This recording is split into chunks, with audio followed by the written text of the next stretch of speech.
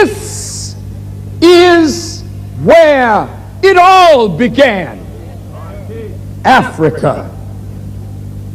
And so, in fulfillment of the vision, we are here. Now, brothers and sisters, the most important ingredient in leadership is not economic know-how. Go ahead. Is not political sagacity. It is not psychoanalytical powers. It is not historical perspective. Go ahead. It is not even science, mathematics, chemistry, and technology. The most important ingredient in leadership is vision. Vision. So when you choose a leader, you must ask the leader not how many degrees you have from Cambridge or Oxford or Harvard or Yale or the Sorbonne in Paris. You must ask your leader, what is your vision? What is your vision for Ghana? What is your vision for Africa? What is your vision for black people in America and throughout the world?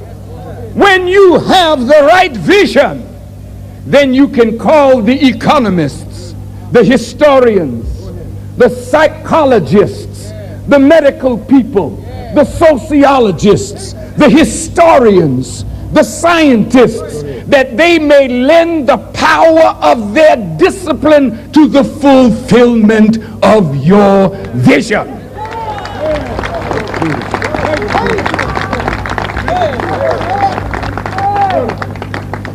The root of vision is idea. It is ideas that bring up vision. Vision is that which allows you to see beyond the present condition, beyond the present reality. Vision allows you to see beyond obstacles. Vision and the ideas that give birth to vision is what men and women have died for. The root of idea is thought, and the root of thought is the word, that which creates thought. The Quran teaches us that everything that Allah created is a word. There are words that you know, and there are words that you don't know. The Quran teaches us that if all of the seas, with 7 more seas added to them, were as ink, and all of the trees were as pens, you could never exhaust the words of God. God's word is his creation. His creation is what brings thought to mind. His creation is what brings up ideas. His creation is what gives us vision. But our fulfilling the vision is deeper than Marcus Garvey. Yes, sir. Our fulfilling the vision is deeper than Osagyefo, Kwame Nkrumah. Our fulfilling the vision goes back to God himself and what he has caused to be spoken by the mouth of his prophets concerning yesterday, today, and tomorrow. I hope you are understanding this. As Brother Minister Ishmael Muhammad said, God has already spoken that we would go into bondage. We have fulfilled that. God said we would be in America under bondage for 400 years. We have fulfilled that. In the 430th year of their captivity, the book said they made an exodus. Exodus doesn't mean just coming out of America. It means coming out of the ideas and the vision of those who enslaved you and brought you to America and brought Africa to its shameful state of condition. We represent an opposing vision. We represent an opposing idea.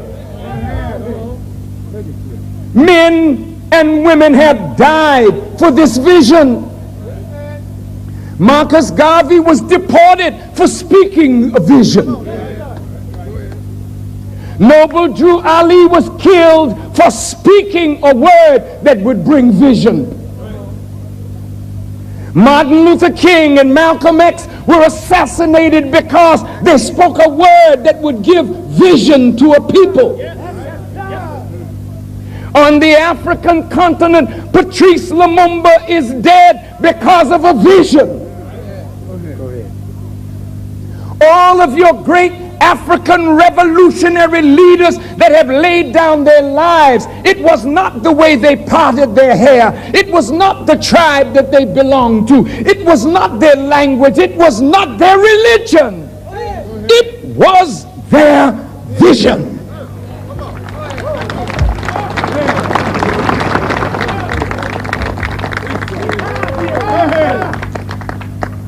What was seen in their vision that made the powers of Europe and America decide that these revolutionary freedom fighters must be persecuted, imprisoned, deported, or killed? It is because they dared to come out from under the vision that guides the present world. And what is the vision that guides America? What is the vision that guides Europe? What is the vision that guides the ruling powers of the world? The vision that guides the ruling powers of the world is that the darker people of the world must always be under the foot of Europe, under the foot of white people, because the prevailing idea at the root of that vision is the idea of white supremacy. Are you angry with me? Are you frightened? Don't be frightened. The vision of white control, dominance over all the darker people of the earth under the idea of white supremacy has poisoned religion, has poisoned economics, has poisoned the social environment. It has poisoned education. So even though we go to church and claim to be saved, our vision is to uphold white supremacy. Even though we go to college and get all of the degrees from the universities of higher learning, those degrees bear witness that we have learned what scholarship of the world has imparted to us, but at the root of that scholarship is the vision of this world and the idea of this world, and that is that no black man should ever be able to challenge white supremacy and survive. You may not like what I'm saying,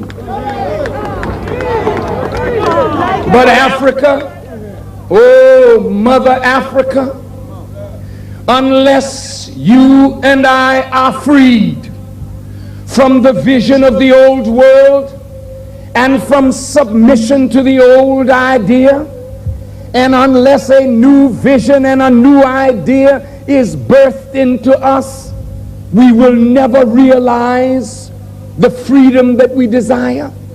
we will never realize not the political independence, because political independence without economic self-sufficiency is symbol without substance. You have the symbol now, we must get the substance.